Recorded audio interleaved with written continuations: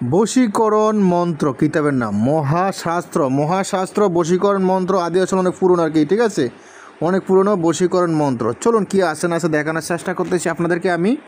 তো এটা সম্পূর্ণ হিন্দি ভাষার পিডিএফ ফাইল, হ্যাঁ, এক হচ্ছে হিন্দি ভাষা, আর দ্বিতীয় কথা হলো এটা সম্পূর্ণ পিডিএফ ফাইল হবে, ঠিক আছে। কী আসে না আসে আমি দেখানোর চেষ্টা করতেছি। এটাতে বিভিন্ন ধরনের মন্ত্র আছে, নকশা আছে, ঠিক আছে। দেখেন এটা হলো নকশায়, দেখেন, তারপর মন্ত্র আছে, নকশা আছে। এটা সম্পূর্ণ পিডিএফটা কী আসে না আমি দেখানোর চেষ্টা করতেছি।